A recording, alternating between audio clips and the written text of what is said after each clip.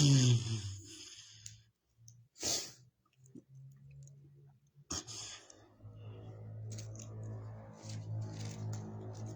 down tiếng của Phương này. Phương đi.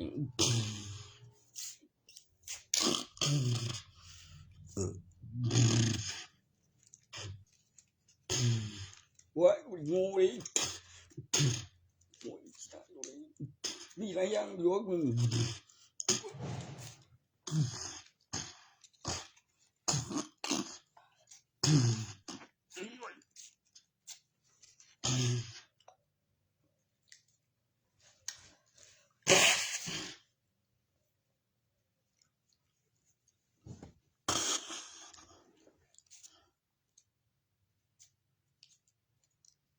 Mình chỉ biến nó nhiều này dương con mày nó ổn đi ôi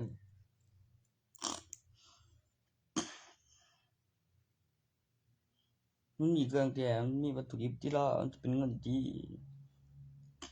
เป็นเงินเลยที่ละยังเห็นแบบว่ากับเจ้าไปเฮ็ดกับวิดีโอบ่มันสิบ่แม่นได้จังได๋คันฮู้ว่าไปเฮ็ดกระดาษกับเลือกปานนั้นไม่ก็ยังครบดีมันสิต้นฉบับบักหลายมึงซื้อธนาคารหยังบ่กูก็เอามานำเลยกูเอามานำอีกูก็เงินกูเองโอ้ยของกูดิทุกทีเก็บโปโลได้เด้อ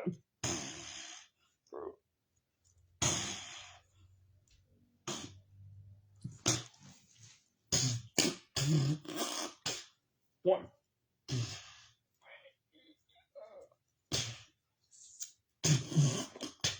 What?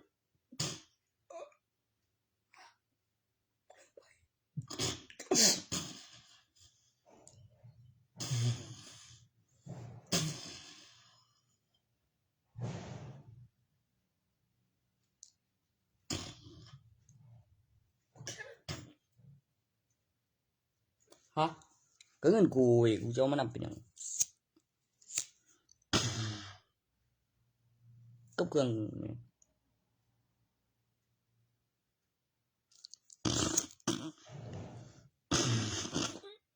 แม่งอีแม่งเอ้ย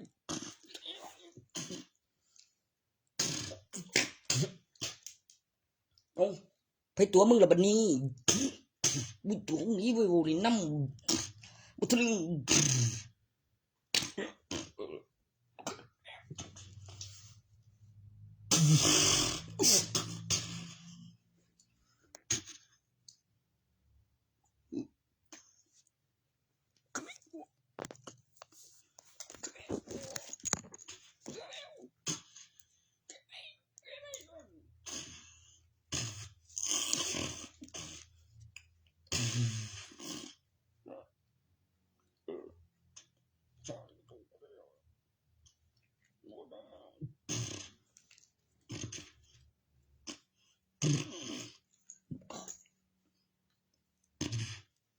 มันอยู่ไสวะตัวนั้นน่ะเนี่ย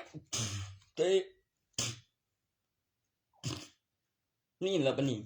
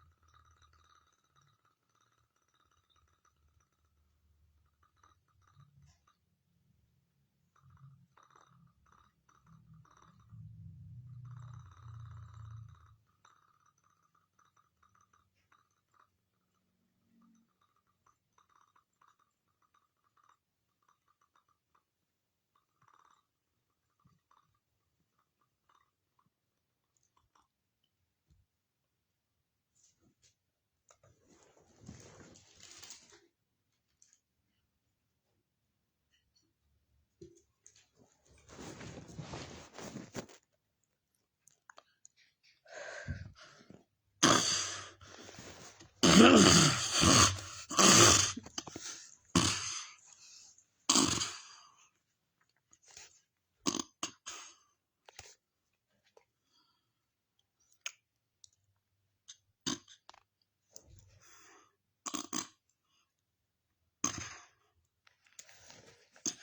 ฮ้ย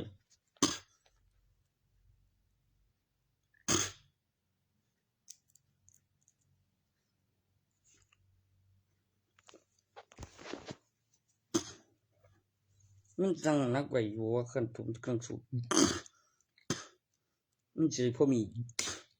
ก็จังออกบ่ไหมมันเบิ่งมันมีหยังซั่นกูว่าดูเดี๋ยวเด้อคันมึงวางจันมันสิเป็นแนวใดวะ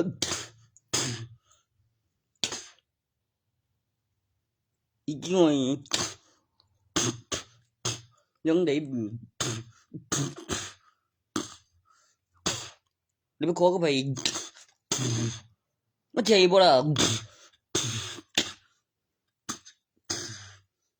มันก็มีอย่างดอกมันยังคิดดูใจจนนี่แม่งมาเว้ยนี่องค์พ่อแม่พุ่นตายแล้วจิตใจดีกูก็แนวอยู่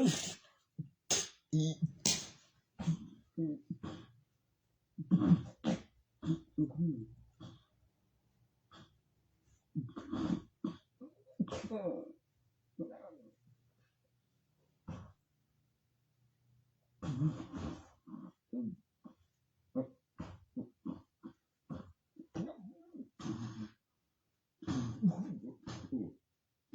เคมั้ยกูถีบมันยังเห็นบ่ล่ะ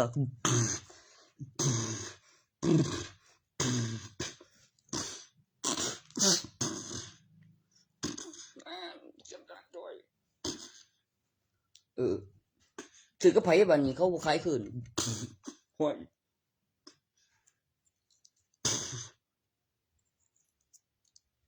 เอาใส่ล่ะก็จังว่าเงินติเนาะ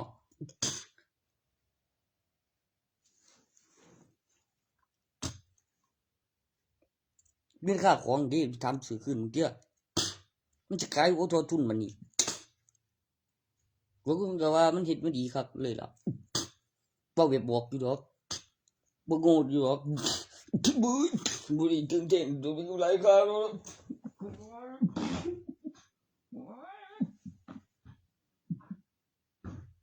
น้านี่แบบไปเที่ยวทางนั้น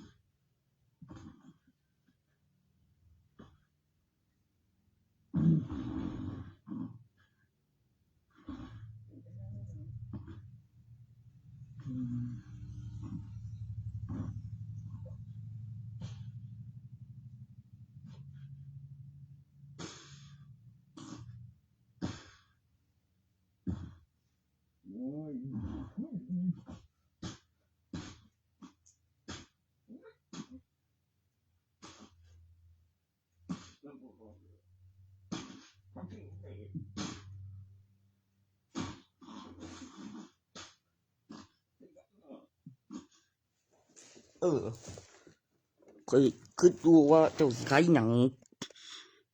ตัวทั้งตัวออกมามีออกมาเองนำตัวเจ้ากูสิเอาไปเฮ็ดแลกเอาเป็นเงินแหมมันสิขายมันสิออกมาอีกบ่มันสิขายคืนต่อทุนอยู่บ่มีราคาของบ่เว้ยไปจอดไว้อยู่บ้านไผบ้านมันเว้ยมีหม้องจอดอยู่บ่ก็จังกูก็เอาไว้อยู่เฮือนพี่แหล้วมีหม้องจอดอยู่สิคืนหม้องผู้แหล้วมีคนเฝ้าขี้แล้วคือยังเด้อหางั้นไปลองหางั้นไปลองดีๆเนาะเรียนใครกูจะเด้อทำชื่อเมืองล่ะ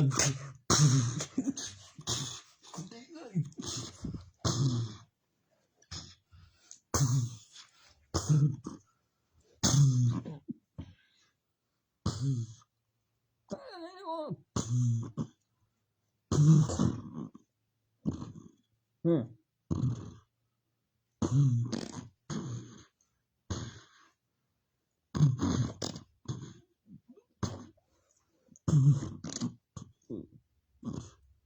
นแล้วมานี่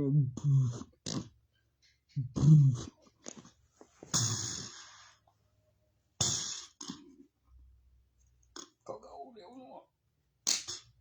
ไม่แล้วกูมากูไม่จื้อเดี๋ยวมาเงินไผล่ะอยู่ไสก็ไปซื้อข้าวเดียวมันสิเสียแนวนั้นมันตัวกูเลยจิกูบ่เห็นใบกูเห็นใบแม่งได้ใบได้บ่กูเห็นใบกูเสียซื้อใบจังซั่นแม่นบ่โหดเลยบัดนี้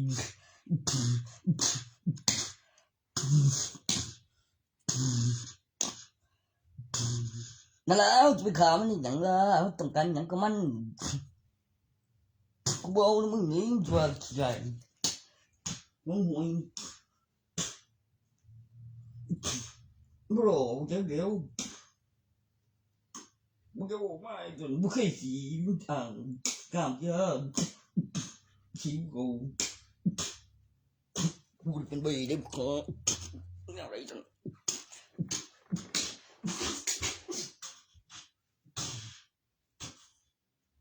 bộ nó đơn bay băng thường có mấy con xía đấy ăn bẹp bông hành mình bối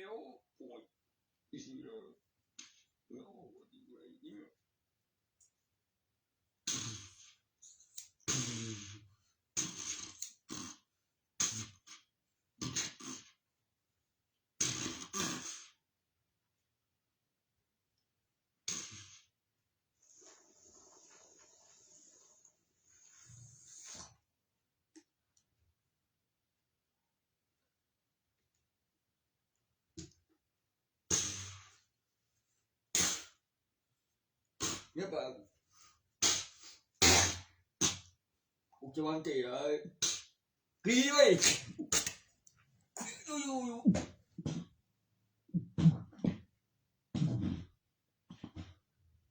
tôi mới quan là thật cái gì may được cái này vợ cố cái đại đấy gì nó cô tên cho cái gì đó thì đủ đều cũng không có gì gì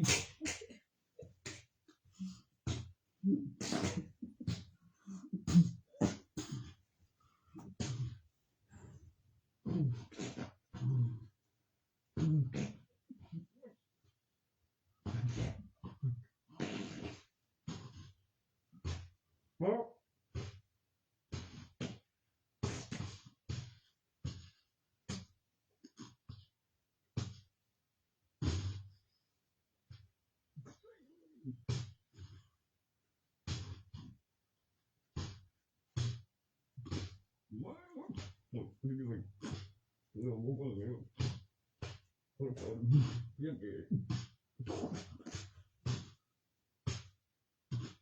ึงอย่ารู้บ่เลยคือแบบคือตอนคบสึก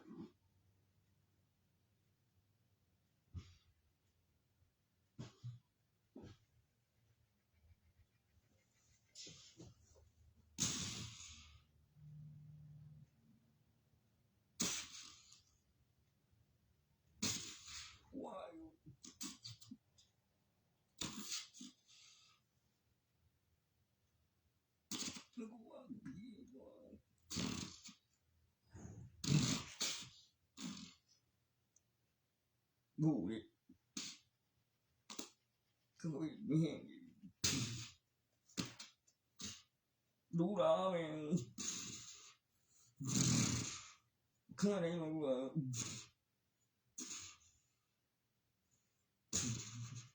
ôi cứ bị vấn đề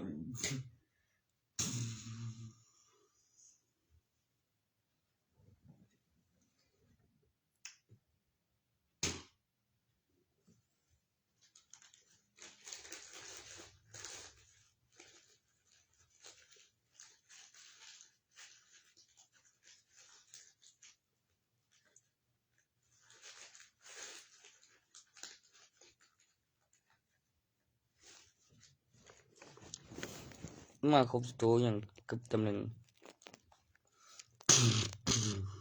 บุกไป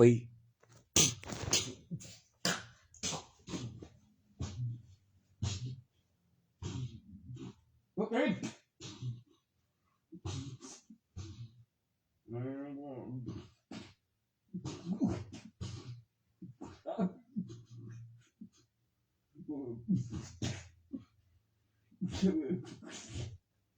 ได้เลยมาไอ้หนูไอ้ข้าแม่งเลย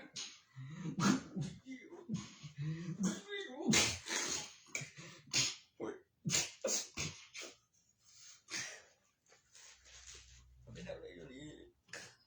โอ้ยเร็วโอ้โหเจ็บไป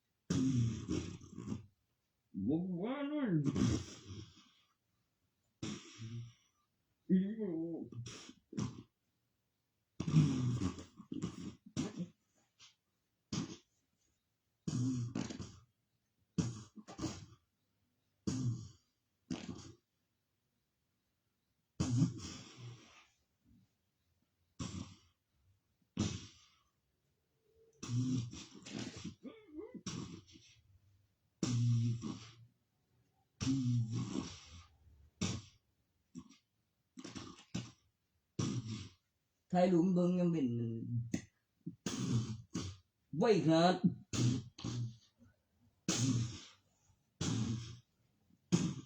เป็นไดบ่ติดเลยบ่ติดฮอดภาพยังเป็น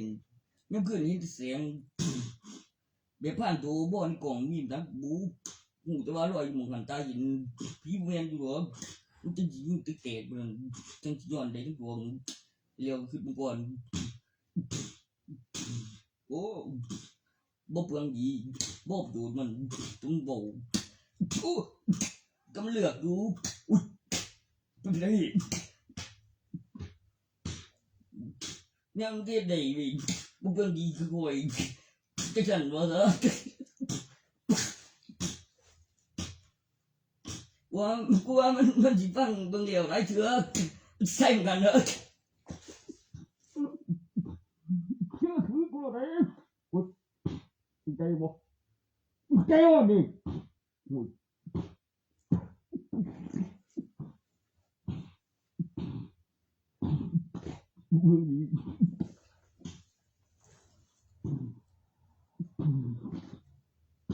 อ้ย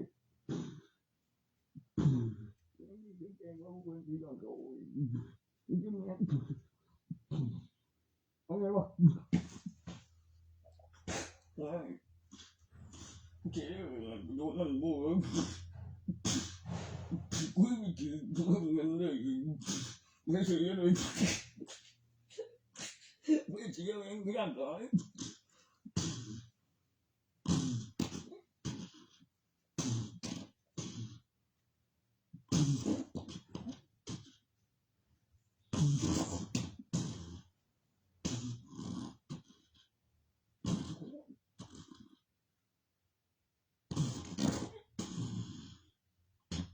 เด็กก็บ่ได้แท้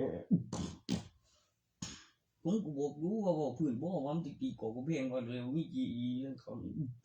มาฮอดก่อนได้รับผู้คุยตัวนี้นั่นนะโอ้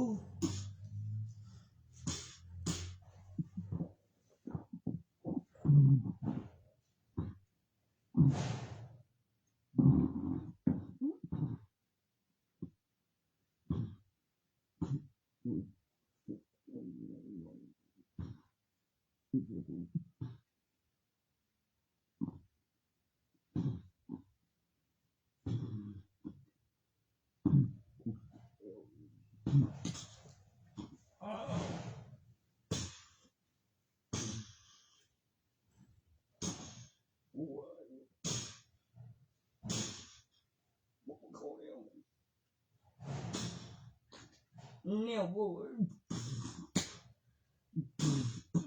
มันยังสิอยู่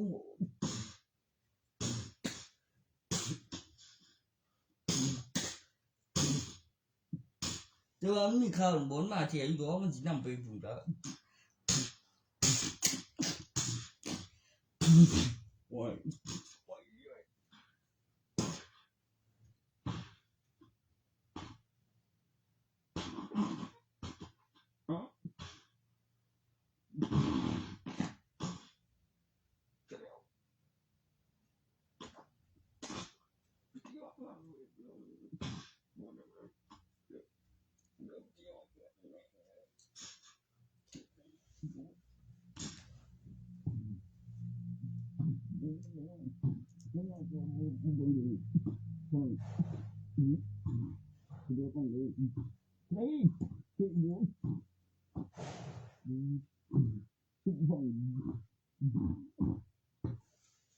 อีไว้อยู่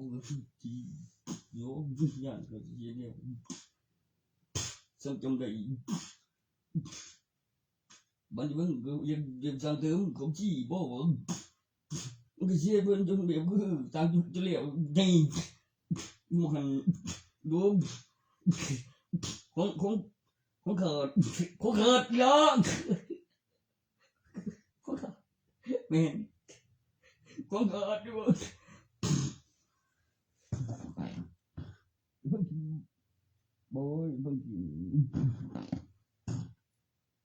บ่ได้ให้ฟังอยู่จังเดียวเพิ่งกินซะที่ยังอีเรื่องที่ว่าฉันนี่กูบ่ดีอีเด้อโอ้ยได้โอ้ตัวนั้นก็ได้คือกันด้วยใช่แกบอกว่ามันก็ได้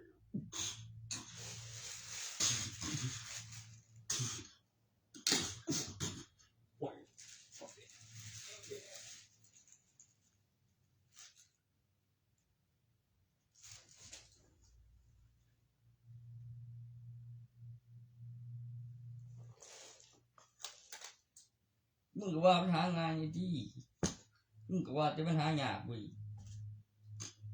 มันก็สิยากเลยก็บ่สิบอกตรงนั้นกูว่าคือกูก่อนอยู่หรอกูก็บ่เป็นตัวนี้บ่นี่มันคงจะเด้อมีอยู่หรอกบางคนมันสิยากอีหลีบ่โอ้ย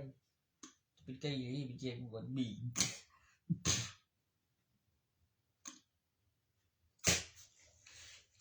มา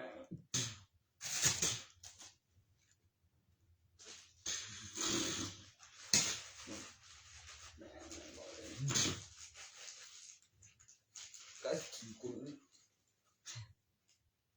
มาแล้วเฮ็ดไรเป็นคนมันจะเป็นคนเลย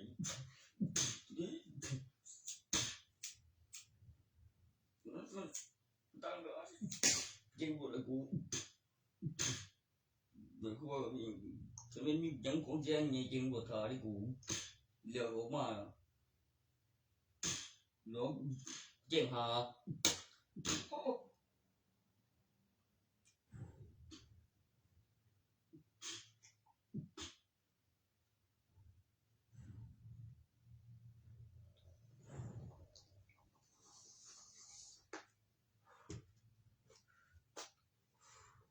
มันคักกว่านั้นเลยบ่โลกมากนั่ง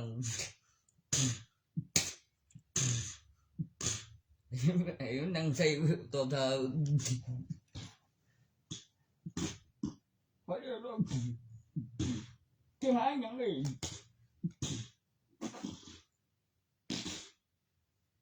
จะหาเพิ่นกันบ่ท่านมีแต่เงินแล้วหน่วยชื่อได้ยาวใครบ่คือกายเฮ็ด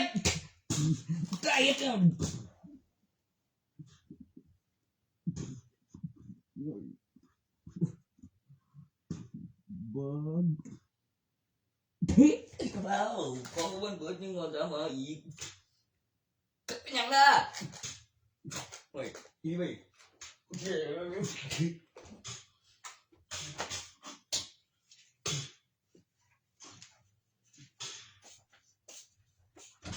โอ้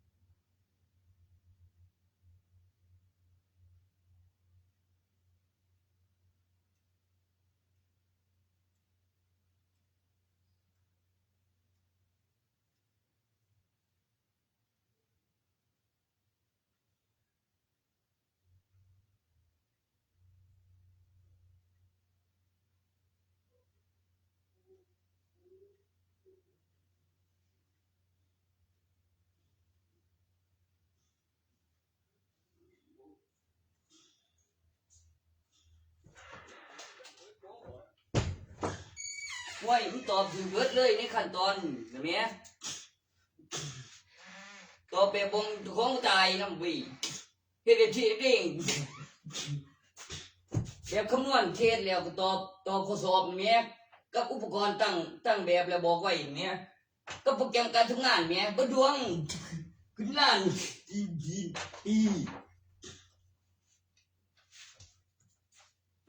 อยู่ใต้สถานการณ์ในสมัยนั้นประมาณ100-200 ปีอยู่หรอก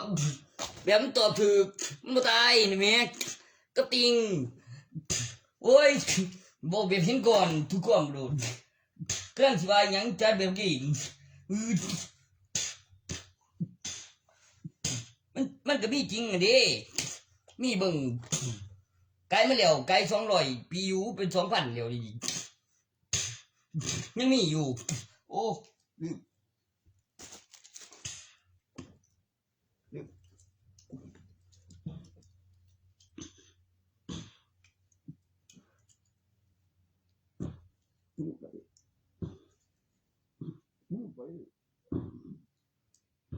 คือว่างสั่นอยู่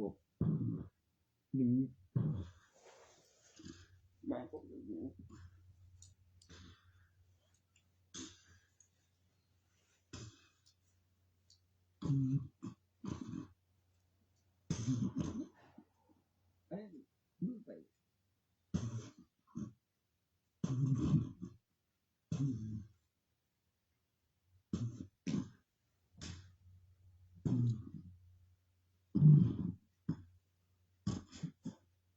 มันสิสแกนโคดดีตอนอัปโหลดแล้วตัวสิเฮ็ดจังได๋วะจนเมื่อยจนเฒ่าพุ่นบุ้ยเ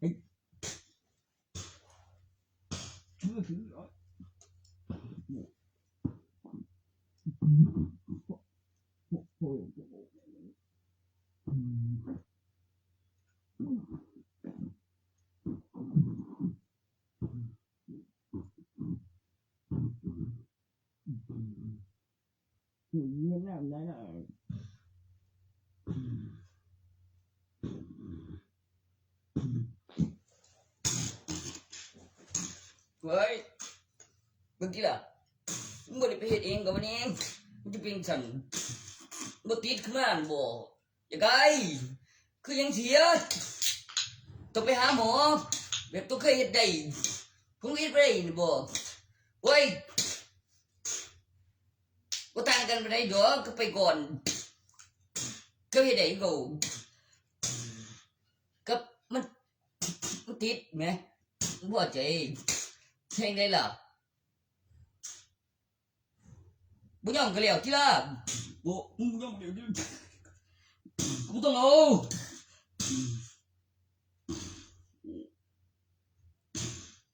แม่ดิ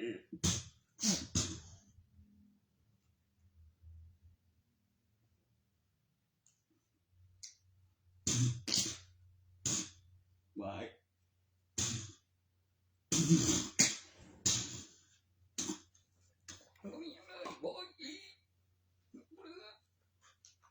อยู่ประมาณ100-200 ปี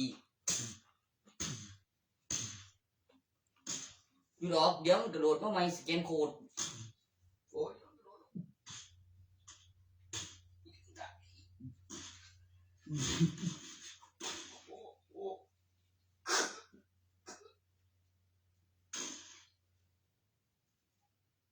จะฮู้บ่ว่ามันสิเมื่อยปานใด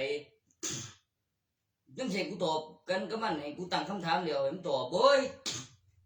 แนบเบิ่งแบบคือมันเท่ซื่อๆอีกูฮู้อยู่วันมาหยังโอ้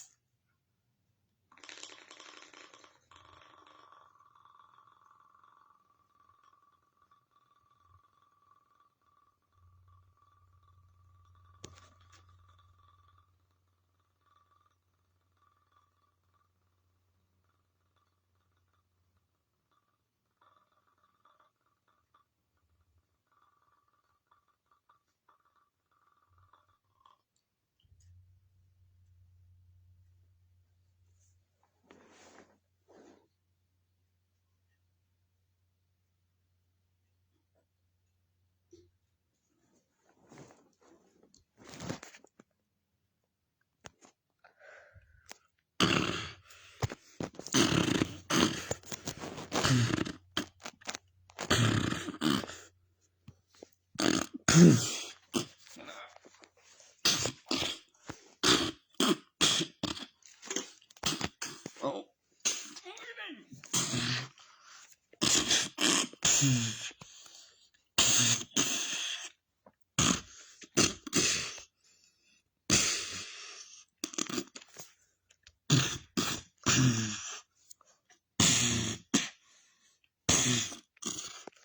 ็นเดียวเลยมันบ่แม่นคือหยอกย้อนเด้คือแบบว่าก็ติ้งจะตอบจะติ้งตอบมีเยอะก็รู้แล้วมันจริงไอ้มันเฮ็ดบ่ล่ะมีแต่มันบ่เดียวก็ใส่ประเด็นเอาไปรักฐานของตนเห็นบ่ก็สิถ่ายรูปดิไปเจอบทบ่ใส่กูเฮ้ยคืออย่าง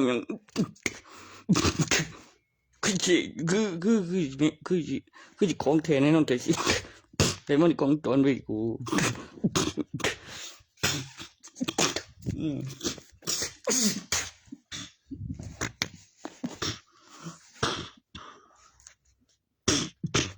โอ้ย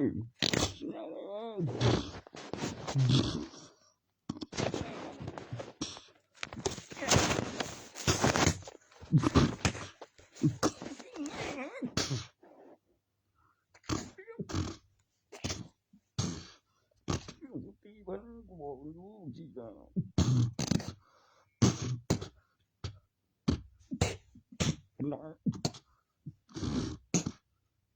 เนี่ยดูบ่ล่ะ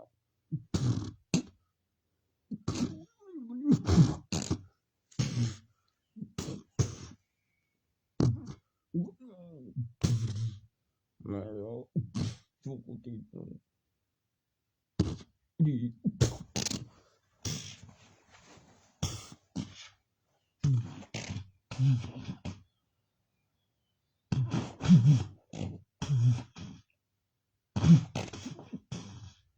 มาดิเนาะเด้บ่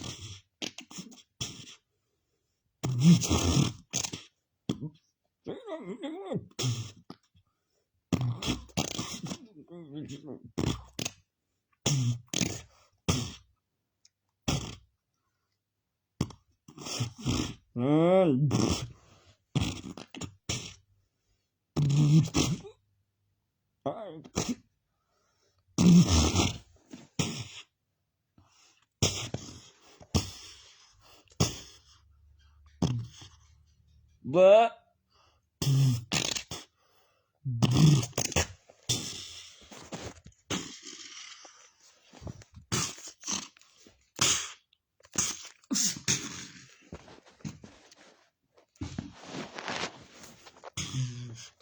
สักวันมันนึงเลยย้อนบ่ดวงบ่โอ้บ่ย่านได้จำได้คุณหลายคือสิลืมล่ะ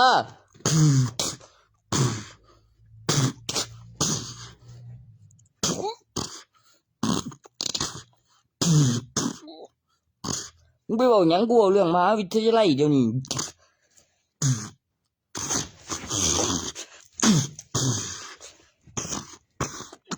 อุ้ยแล้วใส่กูเฮ็ดอีหยังซะล่ะดูแปลกไงนี่กูจะคิดได้อีกดิมาหามกูหยังล่ะอ้าวมองบ่เกิดนี่สิอุ้ยเลยไอ้วะคือจะได้อุ้ยโอ้โหโ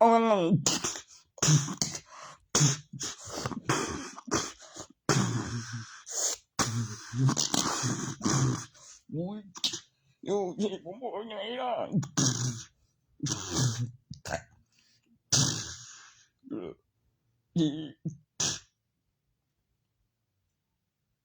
ใจอยู่พอดีน้ำนี่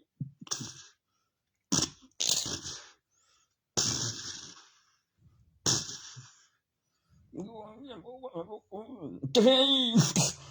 เอาไปดักดู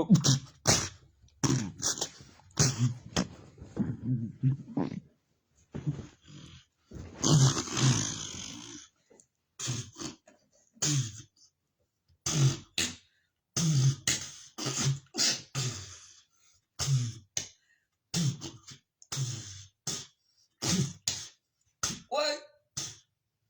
ดีไปนั่นละ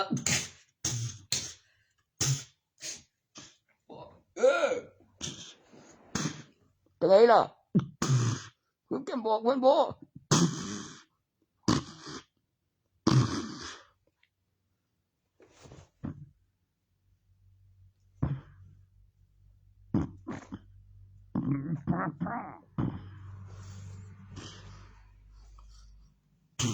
มันไปถึงครั้งเนี่ยมันจะประกาศเองบ่คนจนเดียวจนจะขาดเองบ่บูชีวิตตัวแปลกอยู่ดอกคันว่าหมอยกินเปลือกกับขาบลูกนั้นบ่กินพืชมาก่อนมันสิมีอิหยังบ่ตัวนั้นก็บอกต่อแล้วสิเห็นการแบบคือว่าหายากหยังจักอย่างบอกเรื่องหน่อยเบ้ยจะเป็นพระเจ้าบ่ว่าเจอตัวฉันเว้นเว้ย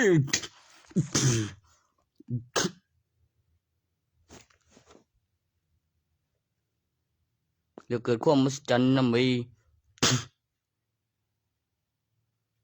เชียฮอดบุญนี่กู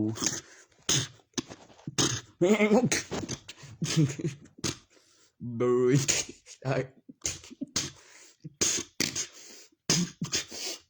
ตะกี้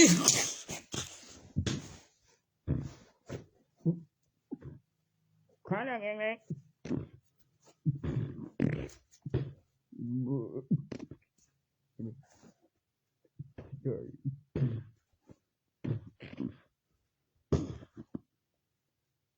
ต้องแค่บอกถูกต้องเร็ว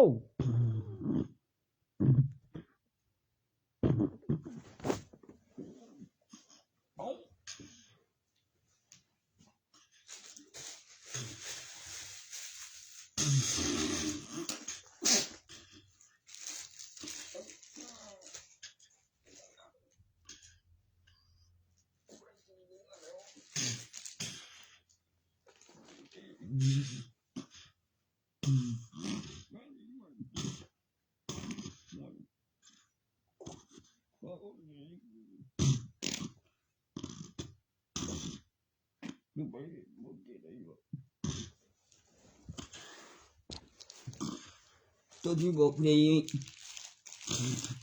มันโน่นโอ้ยดิเงี้ยดีที่สุดฮะโอ้ยเงี้ยดีเด้อไอ้ประเทศกูจะทำนี่เองลองดู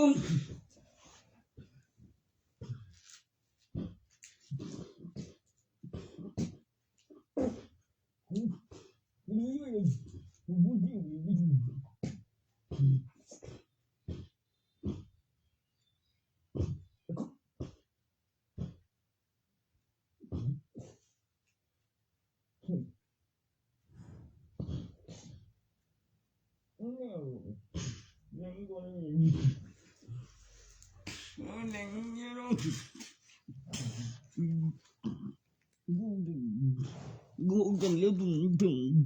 ที่ยันดี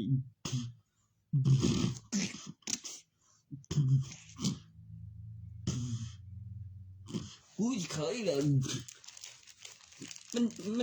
มันเป็นคือกูก็บอกเดี๋ยวมันสุดยอดอยู่แล้วกูดับชื่อเดี๋ยวนี้กูก็มาขายล่ะไม่เลยตี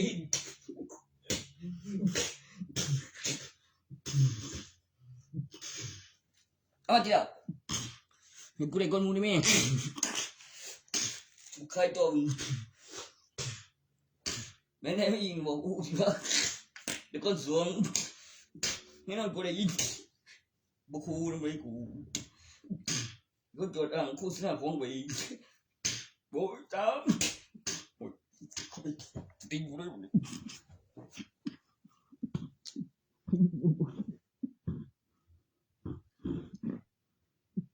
โอ้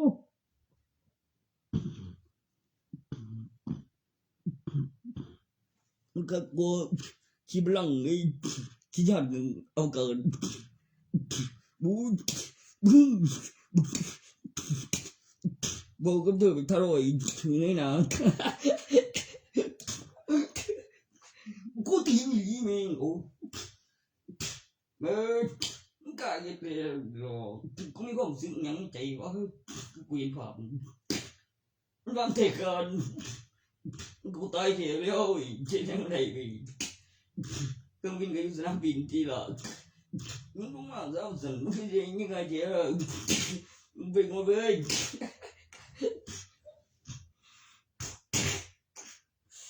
เฮ้ยchỉ đón tiếp chú cô học chú là cháu là gì đó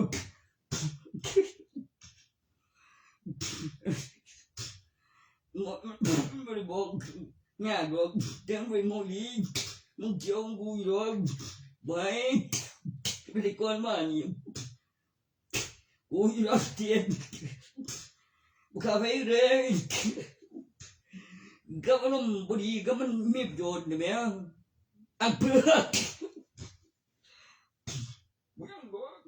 Put me away. What can me be good? Thầu anh mình cầu thắng em.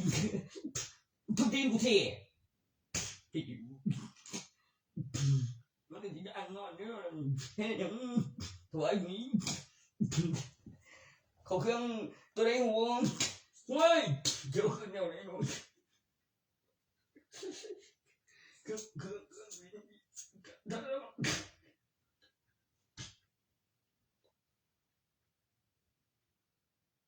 Ồ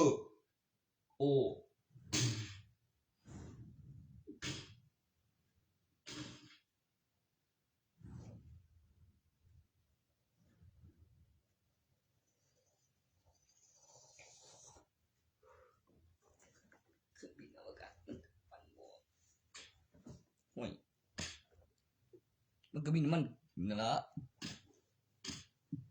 แต่ทีนี้เนี่ยมันมีวัตถุละต้านแรงดึงดูดก็จะไปไว้ก็มีว่าดูแบบไปหอดก่อนอยู่โอ้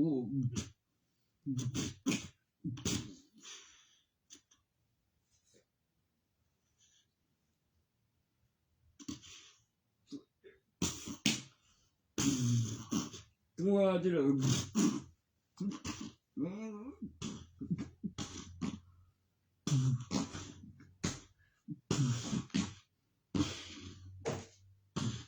Break it up. Thôi về. Tôi về.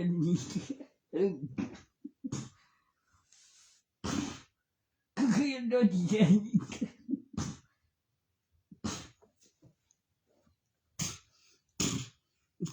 Lắm đi tiền rồi.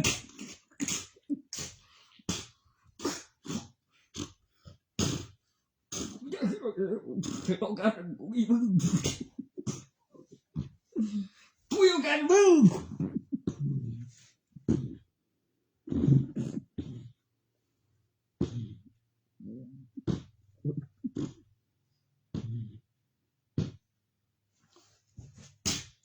phải chùa đấy là bộ cuồng không gì nhận nữa nó nhận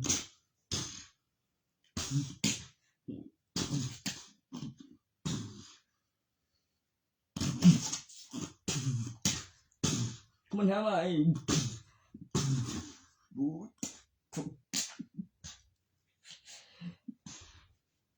one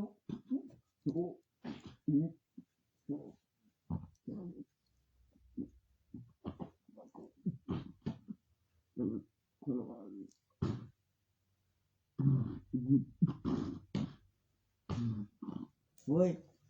เว้นได้จริงๆก็มันบ่ย้อนลงล่างแล้วขึ้นถึงใหม่แล้วว่ามือเดียวกันอยู่ทั้งล่างแล้วขึ้นถึงใหม่แล้วภาคต่อวิดีโอกับอยู่แบบดนมันก็สิย่างเข้าพร้อมกัน2ก็ได้อยู่ดอกโอ้ยบ่แบบมือเดียวไว้ต่อวี1ขนาดลงมาอีก2ขึ้นใหม่ต่อวี1ภาคต่อบ่ตัวมันบ่ได้ข้ามกันตอนบ่จำได้ซุอย่างอยู่ดอกแล้วเปิดเบิ่งนี่ก็ได้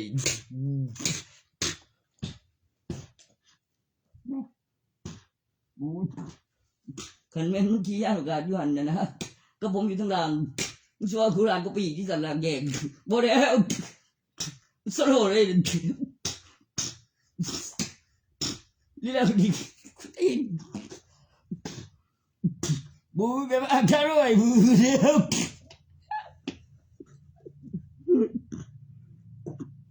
โอ้คือมึงสมกูเลยได้ผมอธิบายฟัง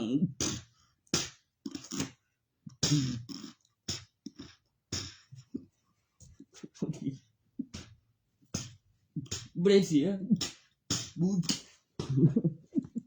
บ่ได้แม่งติ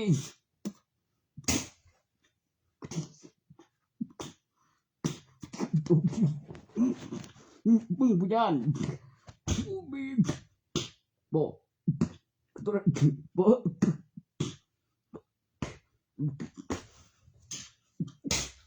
บ่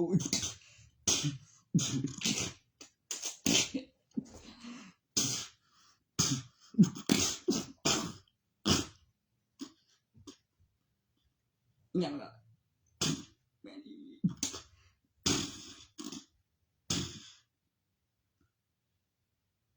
ที่ว่าอีมองน่ะปวดหัวนะเด้อ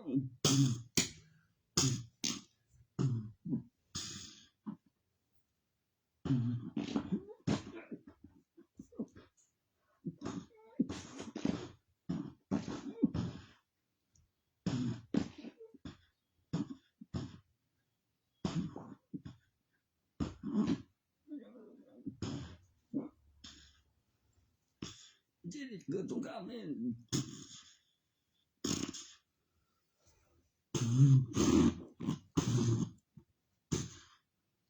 จะทำอะไรยังไงเบิ่งได้ดิ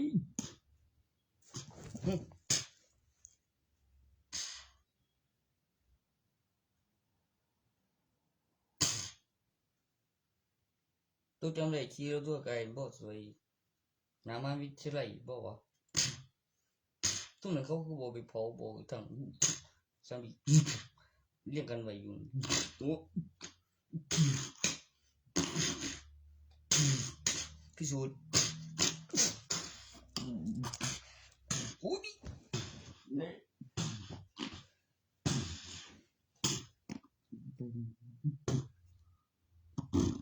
มันฟัง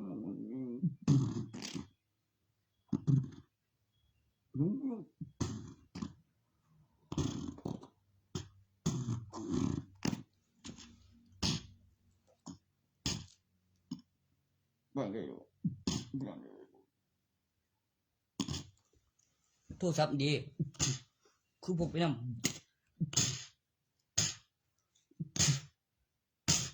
จะได้แบบนี้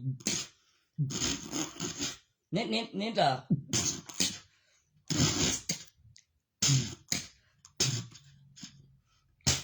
เชื่อกูบ่ได้ไม่กู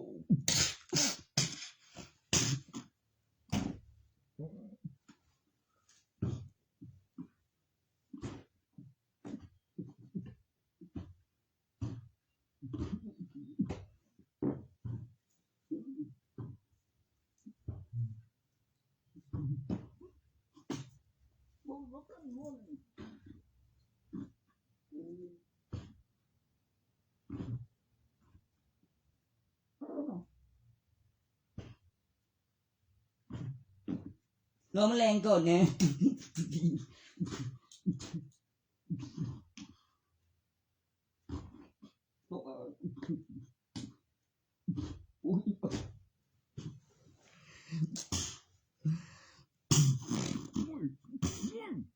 แม่นดี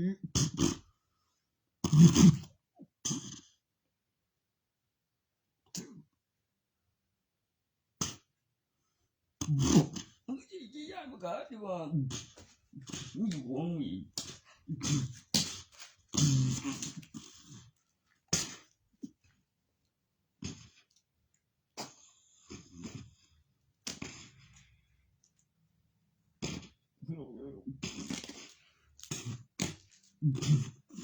บอกไปเช่นเรื่องการตึงเรื่องเป็นพยาบาล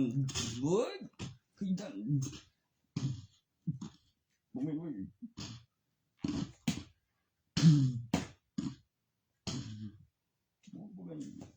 ตัวบ่ได้จังคิดตัวบ่ได้อยู่แล้วก็มันสิออกมาให้บ่กันกี่ตัวเครื่องมันสิออโต้บ่ล่ะมันสิมึนใจดีระบบมันก็สิวางซั่นกูต้องว่าห่วยอีหลีมีอีหลีโอ้เนี่ยไม่เชื่อเว้ยเชื่อเว้ย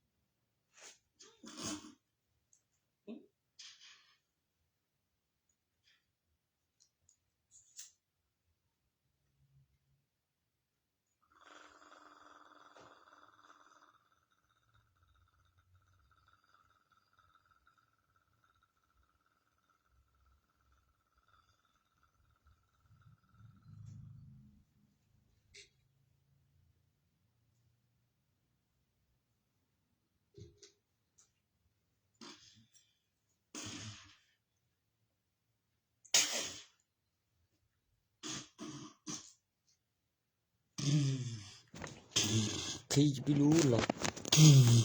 ว่ามันจะตายตั้งแต่นานแล้วฟังไว้ตรงนั้น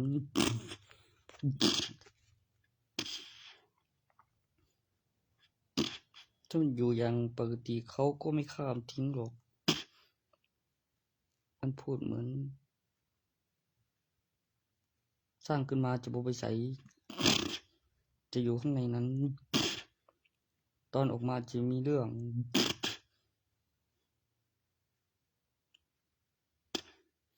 แบบเรื่องที่เกี่ยวกับผลแล้วมีโทษ กับไม่มีโทษกับมีประโยชน์กับได้รางวัล พูดถึงเรื่องกับคำอธิบายก่อนหน้านั้นเมื่อกี้บอก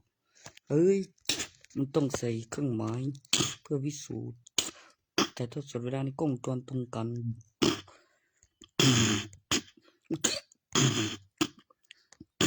นี่มีสถานการณ์แต่ปกติแล้วถึงปัจจุบัน